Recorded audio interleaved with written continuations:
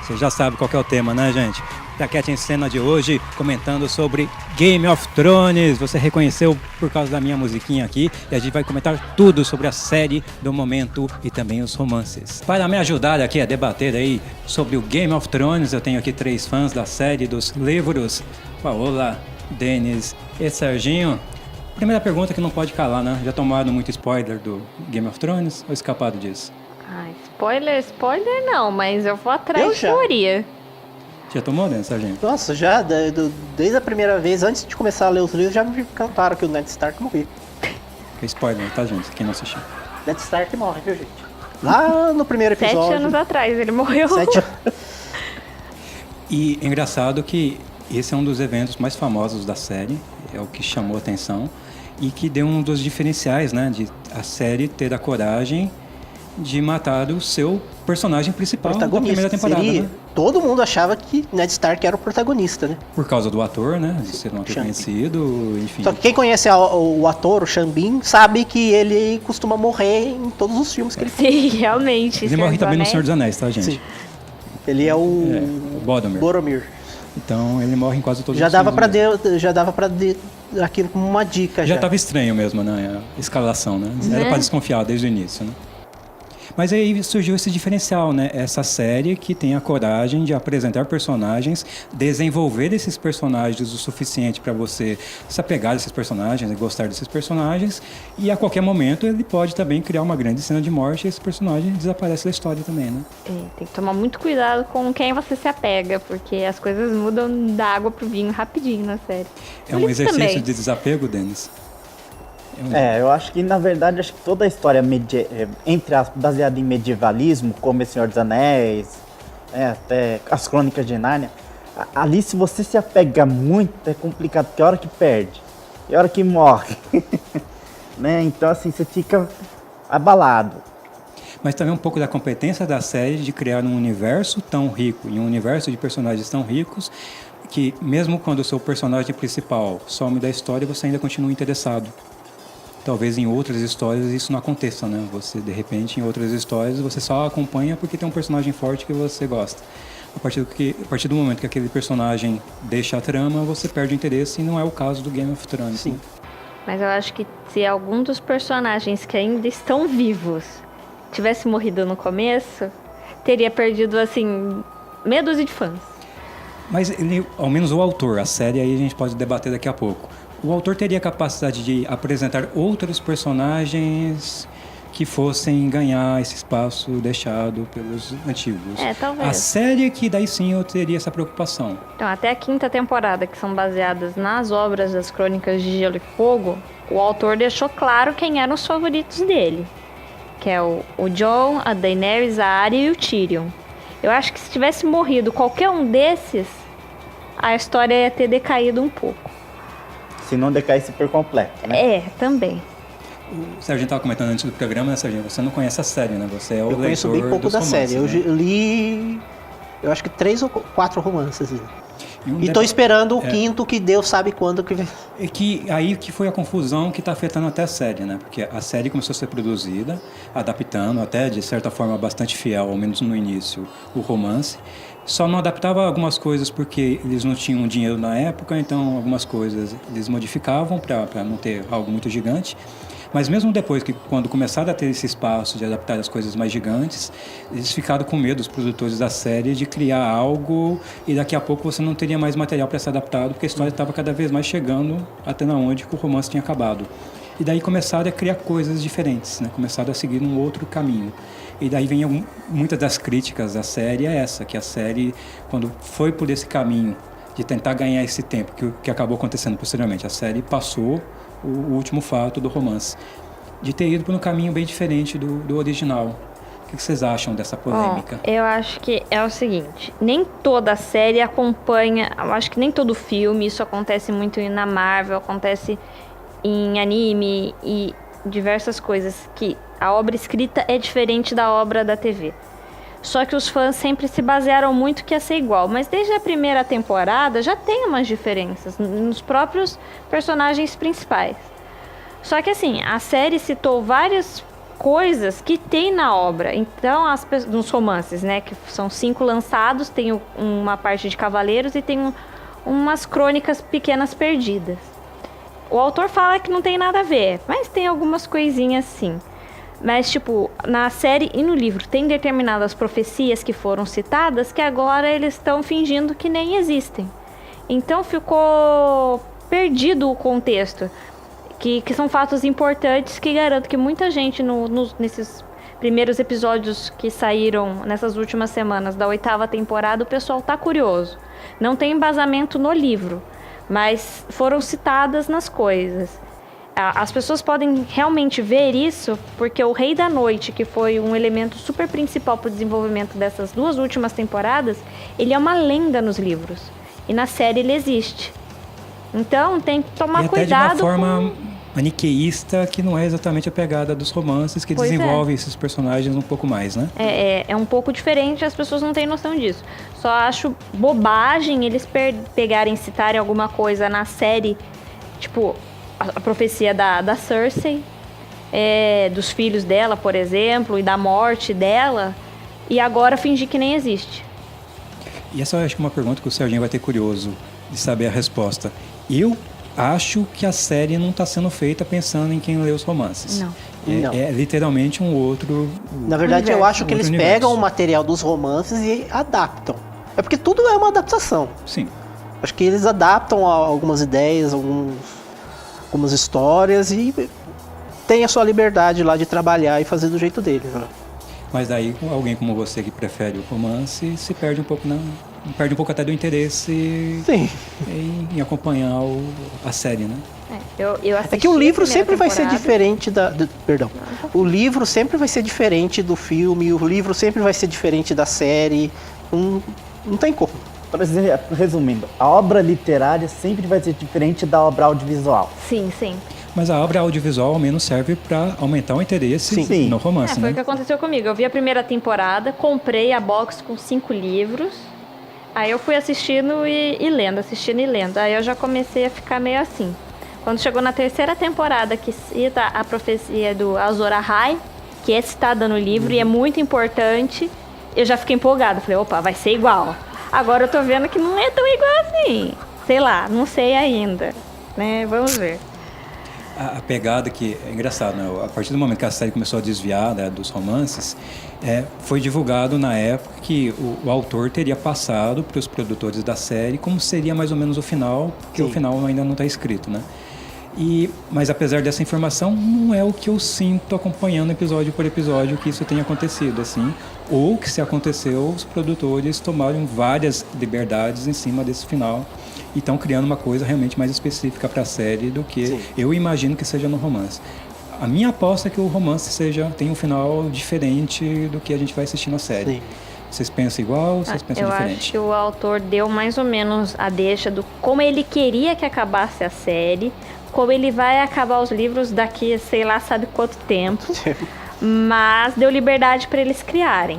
Entendeu? Deve ter tido alguma picuinha, alguma briguinha dele querer que fosse mais igual, porque teve uma época que o pessoal estava reclamando exatamente disso. Ele jogou o corpo dele fora para não se queimar e falou, criem. Não que esteja ruim, mas eu acho que a mãozinha de um escritor, principalmente o pai de tudo, está amparando, tá fazendo falta, porque o roteiro tá ficando bem assim, novelinha das 6. Mas aí eu acho que até é um pouco de culpa do autor, que até o romance esse pai não está cuidando tão bem, tanto que ele demora demais. E eu não sei se essa demora é uma demora justificável, no sentido de ele estar querendo fazer o melhor possível, ou se é uma questão mesmo de crise criativa, de não conseguir escrever, de ser procrastinador. Eu sinceramente não consigo perceber. Eu não consigo entender. O problema vai ser, quando o final da série sair, pode ser algo extremamente impactante. E aí ele vai ter que fazer, poxa, o final foi impactante. Eu tenho que dar um final pro livro tão impactante quanto, tão bom quanto. Eu acho que o final dele vai pro cinema. Senão, eu acho. Seria uma ideia interessante, né? O desfecho do autor e pro cinema. Na verdade, o autor mesmo, ele falou que ele já imaginava, ele tinha escrito vou falar Guerra dos Tronos, então, Guerra dos Tronos, pensando em fazer filme, uma série de filmes, né? Mas acabou que o orçamento na época não iria dar, e depois a HBO descobriu. E a HBO e o Game of Thrones é uma das grandes responsáveis nessa TV moderna de fazer a TV se aproximar do cinema, né? Sim. Um dos destaques da série Game of Thrones é que está sendo feita com um orçamento de cinema, com um nível de produção que antigamente a gente só assistia no cinema, né? Algo do tipo Aliás, de Senhor dos a HBO Anéis. foi quem aumentou, né, o nível das séries, porque até então, antes as séries eram simples, era comédia, não tinha. Aí ela fez o Família Soprano, né, que deu aquela alavancada. Mais do que isso, o cinema digital barateou um pouco o custo. A produção digital é um pouco mais barata do que a produção tradicional em filme. E depois, com a evolução dos efeitos especiais, não só evoluído, como ficaram também mais baratos alguns, né? Então hoje é muito mais barato você fazer um efeito digital para TV do que era voltando aí alguns anos atrás. Juntando as duas coisas, você deixou esse universo de cinema e TV muito próximo, né, em termos de produção, tanto que se perdeu o preconceito antigo que você tinha o ator de TV e o ator de cinema e nunca se misturava as duas coisas. Sim. Hoje você assiste os atores fazendo cinema e fazendo TV, voltando para TV, voltando para o cinema, e como se fosse a mesma coisa. Então, essa série, esse episódio 3 da temporada, que era um dos mais esperados, que é um dos desfechos mais importantes, eles demoraram para gravar 55 dias. Foi o episódio mais longo, uma batalha muito extensa, para usar apenas 1h20. Então, imagina o custo dessa produção, mais efeitos especiais, mais locação de espaço, mais pagar os figurantes todos. Fora o tamanho do episódio, é um episódio de 1h30 quase, então já é quase um filme. Mas 55 dias gravando, e fora que são vários atores caros, que eles ganharam o nome, são atores de cinema renomados hoje, agora. Renomados, e é tudo simultâneo, então foi uma produção que era digna de ter sido exibida no cinema. Mas eu tô vendo uma nuvem negra pairando sobre a HBO, porque eu li numa matéria, acho que foi da Folha de São Paulo, falando que muitos assinantes pretendem cortar o HBO Go da lista depois que acabar Game of Thrones, porque não tem mais interesse em assistir mais nada que a HBO tem. Aliás, a guerra nos Estados Unidos, a guerra dos tronos dos bastidores de Hollywood é tentar descobrir qual vai ser o estúdio que vai criar o próximo Game of Thrones, né? O próximo sucesso nessa vertente, que pode ser a própria, né, HBO, como pode ser outra empresa, tanto que vai ter a série do Senhor dos Anéis, que, né, o Game of Thrones tem tudo um pouquinho a ver, ao menos, com o Senhor dos Anéis, pela Amazon, né? E aí começa essa luta para ver quem vai assumir esse topo, né? E comandar isso. O segredo é não ficar sem uma série medieval e com magia e dragões no ar. Com esses efeitos especiais. Não pode ficar de fora, não.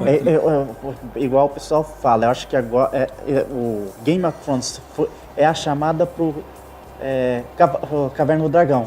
É a hora que eles tinham que fazer, porque é a hora que está fazendo sucesso, é a hora que eles têm que ir pro cinema. Porque depois perde o sucesso, perde o gosto pelo negócio e eu acho que é a deixa para eles pegarem o livro do O Nome do Vento, que é o livro favorito do George R. Martin. É o livro que ele usou para se inspirar para fazer Game of Thrones.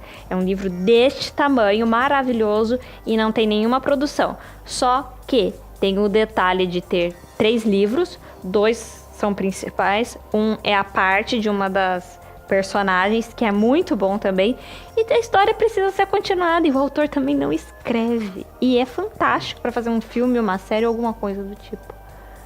Nossa, gente, fiquei mais animada ainda com esse final da série, então, com essas chances de o que vai vir depois? Adaptar o Caverna do Dragão. Já quase chorei aqui, você ainda lembra? O vento é maravilhoso. Nossa senhora, gente. Talvez o George esteja procrastinando para copiar o Patrick. Tem 3 Cavernas do Dragão. Será? Não com esse nome. Eu acho uma boa ideia. Sim. Acho que é engraçado isso, né? Isso não tinha na nossa infância, né, Denis? Esse nível de série, né? Não. Eu lembro quando eu era criancinha, assim, eu vibrava quando aparecia a perninha de um dragão, assim, que era o máximo que a gente via, né? No enquadramento. Tinha um enquadramento em stop motion, depois o enquadramento era só a perninha ao lado Fantástico. A qualidade que a gente via, por exemplo, nos efeitos, por exemplo, daquele seriado, você lembra? O Hércules, a Xena, a princesa da Não, mas eu tô lembrando de coisa até mais antiga. Caverna do Dragão, se você vê o Tiamat, que na verdade é a Tiamat, né? Também você vê que ele aparece tanto poucas vezes, porque para produzir aquele dragão era muito mais caro do que se você for... Porque é muito traço. É cor de um pescoço, é cor do outro, é cor do olho. Então, só o dragão Tiamat tinha muita produção em cima dele. E até me falaram que foi o dos dragões, do Caverna do Dragão, foi o dragão mais difícil de fazer. Justamente por causa disso, que além das 9 cabeças, tem gente que diz que é 5, tem gente que diz que é 9, né? Mas sei lá. Cada uma de uma cor, um corpo vermelho. É complicado. E eu tenho que acabar a primeira parte, gente. Voltamos aí a comentar sobre isso daqui a pouquinho.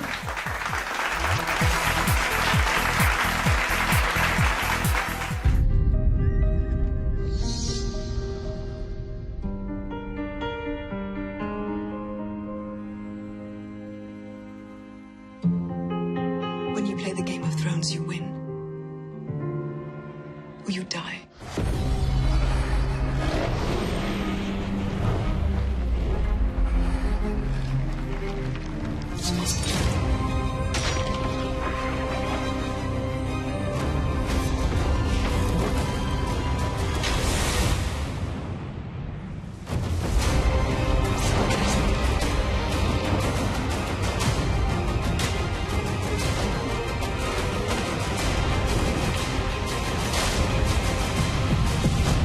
There's only one war that matters. And it is here.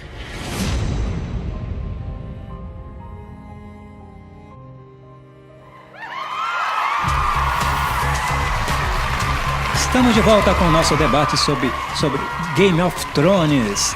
Pessoal, a gente acabou aqui a discussão aqui na parte passada, comentando aí das diferenças do romance, do original, da série, para quem que a série está se destinando, se para o espectador que já tinha um contato com o material impresso, ou que só está acompanhando a série. Mas a verdade é que muita gente começou a se interessar, não por causa do romance, por causa da série. Sim. A série sempre dá mais audiência do que qualquer romance, né? A gente gosta mais de assistir do que ler as coisas. E não tem como escapar disso também, né?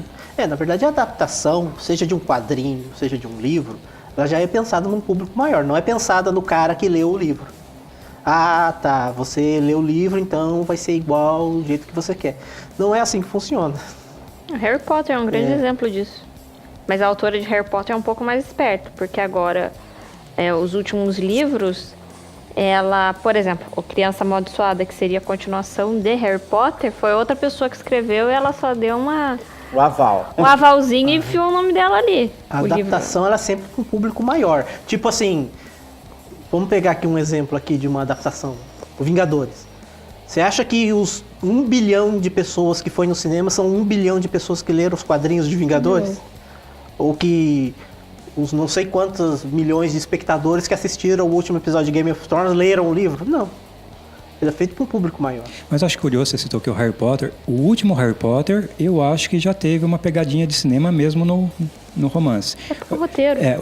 Ela já escreveu algumas coisas pensando na adaptação cinematográfica. A minha dúvida, assim, no caso do Game of Thrones, vai ter isso, né? Se o autor ele já vai ter esse feedback da série e vai injetar algumas coisas já como algo vindo da série, ou pensando na série. Você acha que vai ter isso ou ele vai se manter independente, vai se manter... Eu acho que ele vai se manter independente. Eu acho que ele vai se manter independente.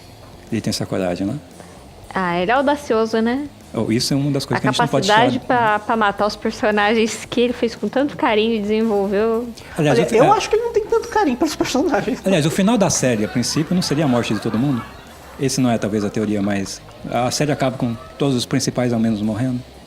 Olha, na minha opinião, eu queria que a história, pelo menos no livro que eu tô lendo, terminasse com o Tyrion virando o Rei dos Tronos. É o que eu queria Eu acho também. que é o mais correto, porque ele é o personagem que eu mais gosto. É o personagem mais correto, é o personagem que tem mais a cabeça no lugar. Não é exatamente correto, né? Correto não é bem a palavra. Ele tem a cabeça mais assim... Ele é certamente um dos mais divertidos, mais cínicos. Mas nos planos, assim, de cabeça de estrategista, de governador, de conseguir... de administrador, eu acho que ele é o melhor. Eu vi certas teorias aí que se encaixam com a Guerra das Rosas que rolou na Inglaterra, que é muito... Se você olhar, tem traços da série ali que batem bem, o trono ficaria para Sansa. Só que eu acho que a Sansa é uma cópia da Cersei e ela não serve para ser rainha, apesar dela ter amadurecido muito. Eu sou a favor do Tyrion, apesar de ser do fã-clube da Daenerys, eu sou a favor do Tyrion ou da Arya. Porque eu acho que o Jon vai abdicar do trono de qualquer jeito, porque ele não tem perfil pra liderar o Westeros. Você tem Vai que no final preferência colocam a Denis? Daenerys Também? no trono, hein? Você tem alguma preferência, Denis? Você não prefere não arriscar nenhum palpite? Nesse caso não, porque é uma série que eu não assisto muito, então é melhor não arriscar um palpite. Melhor não, né? Melhor não arriscar. Melhor não arriscar. Você estava citando aí as semelhanças com eventos e tal. Existe sempre uma comparação do Game of Thrones com o Senhor dos Anéis e o Game of Thrones só existindo nesse universo pós-Senhor dos Anéis, tanto em termos do filme ter feito esse sucesso e trazido o cinema de fantasia de volta à atenção do pessoal, como também o próprio escritor de ter gostado do Senhor dos Anéis, o livro, Exato, tido a como ideia, foi. com a diferença que ele achou que faltava um pouquinho mais de sexo no Hobbit. Acho que foi a diferença. E daí ele criou o Game of Thrones. Aliás, a série foi acusada de ser muito apelativa nas cenas de sexo, de estupro. Mas isso que eu queria perguntar para vocês, assim, que vocês acham que você resumiu o Game of Thrones só como um Senhor dos Anéis com mais violência e sexo é injusto ou é um retrato fiel mesmo do que são as coisas? Eu acho que, vou dar meu ponto de vista, apesar de ver essa polêmica de estupros, até o Momoa ser acusado de várias coisas por causa de discursos polêmicos dele ter falado que se divertiu estuprando na série, como às vezes é um pouco baseado na realidade, naquela época existia muita violência contra a mulher. A mulher era um objeto. Então isso acontecia. O casamento da Sansa com o Bolton, que no livro é o casamento da Jaime, em vez de ser a Sansa, tudo. Era o que acontecia. A mulher tinha que se guardar para o marido e ela tinha que cumprir o dever dela como esposa, que era dar filhos. Principalmente reis, que às vezes as crianças nem se conheciam e eram obrigadas a casar e era uma tortura. Se a gente vê museus de tortura na Europa, a gente vê semelhanças com a série. Só que a diferença para hoje em dia é que todo mundo está tentando ser politicamente correto. E as cenas mais fortes acaba vendendo para um outro tipo de público, acaba popularizando exatamente por serem polêmicas. Então eu acho que é mais uma coisa de marketing, embora eu seja contra, mas eu não resumo em uma série de putaria, no caso.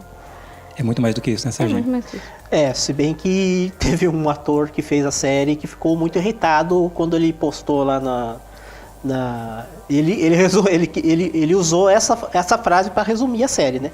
Ele postou lá alguma coisa que o pessoal entendeu como spoiler, ele começou a estraçalhar ele falou assim, gente, é um seriado sobre peitos, bundas e dragões, o que vocês querem mais? O que mais eu falei demais? Não sei se, eu não resumiria a série, nem o livro só nisso, tem qualidade literária, assim, tem narrativa, tem desenvolvimento de personagem. E mostra um amadurecimento também do gênero, que hoje pega essas coisas que eram fantasias infantis e transforma numa série adulta também, né?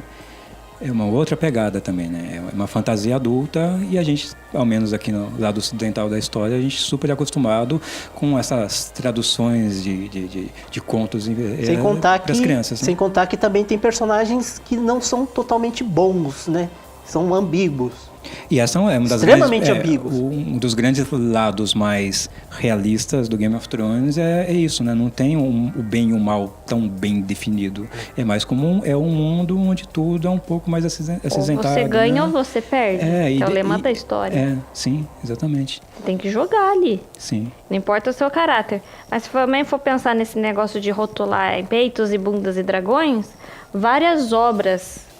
Porque Game of Thrones um dia eu tenho certeza que vai virar uma obra de literatura. Não pra gente agora porque é algo atual. Mas daqui a alguns anos, sei lá, eu acho que vai virar uns livros que podem vir a ser estudados. Que é uma grande obra, né? Fez um marco, né? E se você pegar, assim, coisas históricas, quadros, estátuas, monumentos, já mostravam o corpo humano nu como obra. E de arte. De arte. E quadros que mostram violências, tudo. Então eu acho que é meio exagero determinados tipos de comentário. Um pouco sensacionalista demais, em certo Pra sentido. vender, é pra vender. E acaba ajudando a vender, né, Denis? Ajuda. Exato, isso é que Não é nem em detrimento à série, né, e ao romance, acaba ajudando, de certa e essas forma. coisas não vende só a série, vende o livro, vende outros produtos ligados a séries e filmes. Então, assim, às vezes um comentário negativo acaba sendo mais positivo comercialmente do que se fosse um comentário positivo. É horrível pensar numa coisa dessa, mas é real. Infelizmente é o que a sociedade gosta de ver, né? Vou perguntar uma coisa. Qual foi a morte mais sentida pra vocês? Morte sentida. Que mais doeu no coração da série? Acho que a série te prepara, com a morte do Ned Stark no início, a série te prepara que qualquer um pode morrer a qualquer instante. Eu acho que... Depois daquilo eu não tinha mais nenhum susto, nenhum desespero com nenhum. Eu acho que o da garotinha... O Drogo. O Drogo? O da garotinha na fogueira, eu acho que foi. Até bem pesado. Porque eu não assisti a série, mas eu fiquei sabendo. É. Acho que o fato de você colocar uma garotinha, uma criança, queimando numa Mas fogueira... eu achei que eles, desde o início, deixaram bem nítido que a pegada era essa e que nada nesse sentido seria muito fora da casinha. Mas muitas crianças morrem em Game of Thrones, então essa eu acho que não justifica. E nesse episódio da 3ª temporada, que é o da batalha, morre uma criança muito importante ali, que eu não queria que morresse, mas não me frustrou. A série vai preparando, eu não choro pelas mortes, mas eu sofro com o episódio inteiro, entendeu? Fazer o quê, né? Chorei com morte de dragão. Aí eu também fico um pouco mais sentido. Chorei. Um pouco mais sentido, né? No livro, Não, eu fiquei Drogo. sentido com a morte da loba, da Sansa. Eu esqueci o nome dela. Isso Lady. é verdade, isso é verdade. Eu acho que os dragões, os lobos, os cachorrinhos, quando morrem, dão mais emocional pra gente do que o A morte da Lady eu acho que me doeu mais do que a do Stark. Porque eu acho que eu já sabia, né? Também. Viserion acabou comigo.